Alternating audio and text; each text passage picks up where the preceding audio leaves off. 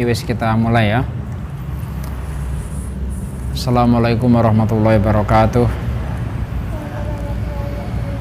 Bismillah, alhamdulillah, wassalatu wassalamu ala sayyidina wa maulana wa syafiina wa habibina Muhammad Rasulillah wa ala alihi wa sahbihi man tabi'a sunnatahu wa jama'ata min yaumina hadza ila yaumil akhir. Teman-teman sekalian, hari ini kita ketemu lagi ngaji kitab Mabadil Fikih juz 2, melanjutkan bab yang kemarin. Kemarin kita sudah membahas tentang najis yang terakhir. Hari ini kita membahas tentang istinja. Nang aku halaman 8, ngene sampean halaman piro? Padha ra kitabe. Ngene sampean ana maknane ra? Ono. Nah, buka istinja. Halaman piro nang ngono?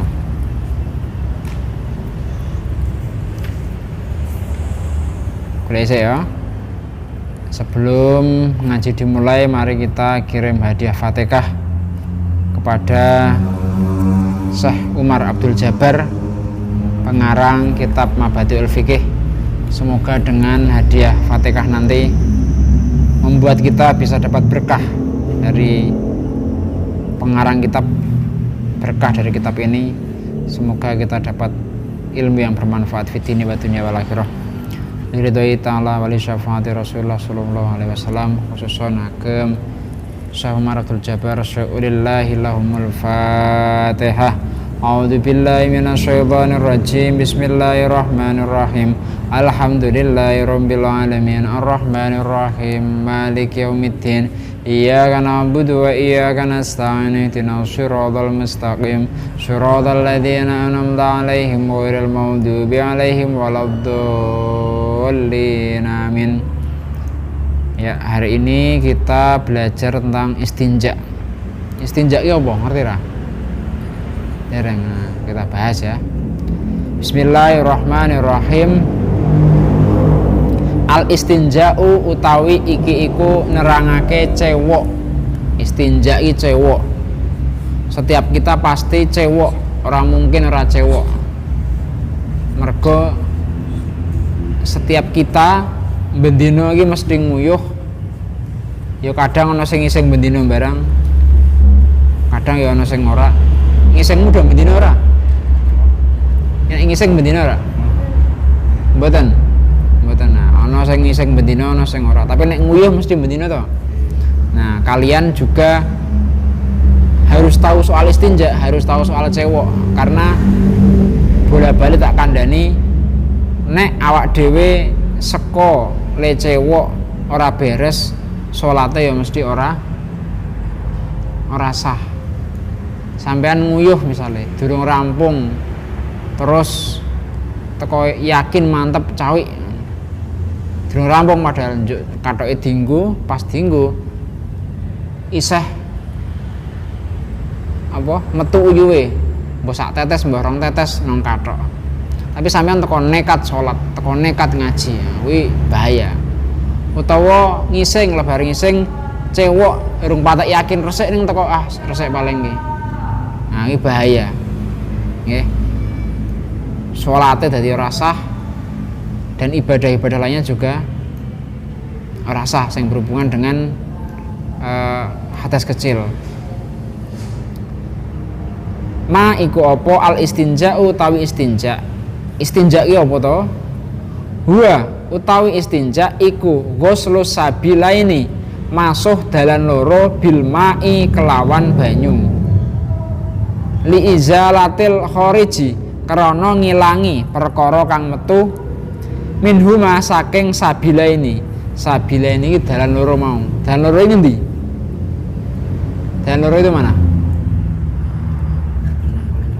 Ya, kubul dan dubur, jalan depan dan jalan belakang, yang untuk pipis dan yang untuk BAB. Nah, itu kubul dan dubur. Sabila ini kal bauli kaya uyuh wal ghaiti lantai. Nah, ini penting ya.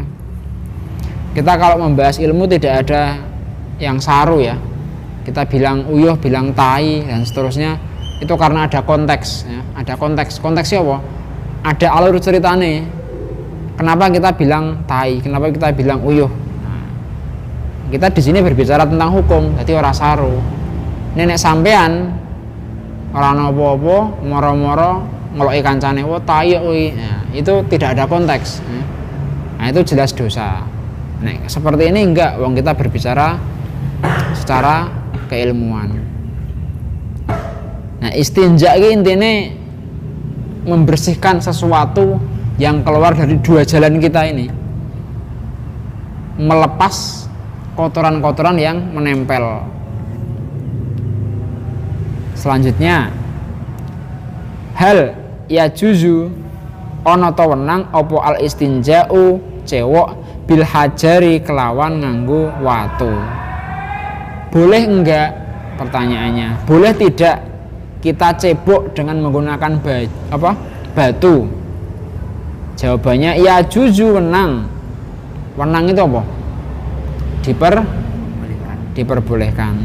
Apa al istinja'u cewek bisala sati ahjarin kelawan telu pira-pira watu. Jadi kita boleh cebok menggunakan batu dengan catatan kondisinya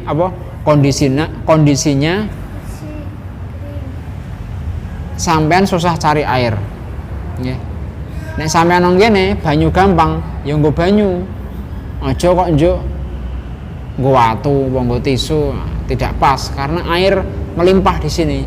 Nek sampean ada di daerah atau di tempat yang susah air, sampean golek 3 kilo rono, 3 kilo rene tidak dapat, nah itu baru boleh pakai batu. Kemudian batunya harus 3, minimal 3, lebih dari 3 lebih baik. Terus nek sampean takon, njuk pripun Mas nek misal hanya ada 1 batu, boleh tidak? Dengan catatan ya, dengan catatan sudutnya ada banyak ya. Jangan sampai sudut yang sudah kita pakai untuk cebok kita pakai lagi, podo wae najis ketemu najis nek ngono kuwi nggih. Katakanlah watune kotak-kotak misalnya. Nah, sampean misal nanti neng waru banyak anu toh produksi batu, mriki ada produksi batu kan belakang ini. Nah itu kan watu karena dibentuk-bentuk, ono sing kotak, ono sing bunder. Nah ketika sampean nemu batu yang seperti itu, nah berarti bisa tuh pakai sudut yang pertama, sudut yang kedua, nanti yang bawahnya, yang atasnya, wes papat tuh. Yang penting jangan sampai sudut yang sama dipakai 2 kali. Oke, paham ya? Hatta tazula hingga ilang opo anajasatu najis minal mahali saking panggonane. Jadi kita boleh menggunakan selain air dengan catatan najis tersebut sampai hilang dari kemaluan kita, baik dari kubul maupun dubur. Nah alat istinja itu ada berapa? Alat istinja ada berapa? Berapa tadi? 2. Ya, ditulis ya. Alat istinja ada 2. Yang pertama air, yang kedua batu. Atau, nah ini ataunya yang kalian mungkin di situ belum ada. Yang pertama air, yang kedua batu atau benda lain yang memiliki kesamaan sifat dan fungsi dengan batu tadi. Yang jelas bukan benda cair, bukan benda cair, bendanya suci dan berpotensi membersihkan najis sing tememplek neng kubul apa neng dubure sampean, dan bukan termasuk benda yang dimuliakan. Benda yang dimuliakan ini kayak apa? Quran, buku, roti. Nah, wih tidak boleh menggunakan benda seperti itu. Tak balik ini mana ya? Alat istinja ada dua. Kalau ditulis, nah sing menurut sampean penting. Alat istinja ada dua. Yang pertama air, yang kedua batu. Nek watu ora ono, sampean golek banyu angel, golek watu angel, boleh tidak pakai benda lain, boleh ya, boleh saja, asalkan benda itu punya kesamaan sifat dan fungsi dengan batu tadi. Nah, apa cuilan kayu misalnya, atau apa ya, cuilan gendeng. Nah, gendeng itu kan bukan batu. Nah itu nggak apa-apa, karena dia memiliki fungsi yang sama. Yang jelas bukan benda cair dan bendanya itu suci. Suci ya ora kena najis. Artinya sampai untuk pecahan gendeng misalnya. Neng pecahan gendengnya lebar ditelai pitik. Nah itu boleh tidak buat sesuci? Ya tidak boleh karena najis. Nah, jadi bendanya harus suci. Kemudian benda tersebut berpotensi bisa membersihkan najis, iso ngresikin najis sing tumemplek nang kubul utawa dubure sampean. Jadi sampean yang golek barang sing sekiranya pas kondisinya kepepet, pastikan barang itu iso ngresiki uyuh utawa sampean ngising ya isinge sampean. Dan bukan termasuk benda yang dimuliakan.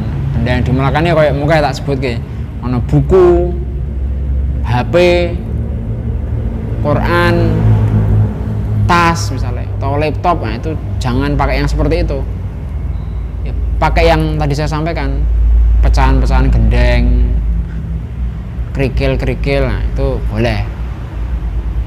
Jadi dulu itu Abdullah bin Mas'ud pernah ketika Kanjeng Nabi buang air besar, kondisinya tidak ada air, tidak ada batu, tidak ada kerikil. Ada kerikil cuma sedikit. Nah kemudian Abdullah bin Mas'ud ini membawakan dua kerikil. Jadi Abdullah bin Mas'ud sudah mencari kerikil di mana-mana, cuma ketemu dua. Terus nemu satu lagi kotoran binatang yang sudah kering, mbah teletong, mbah telek wedhus, pokoknya kotoran binatang yang sudah kering dan mengeras.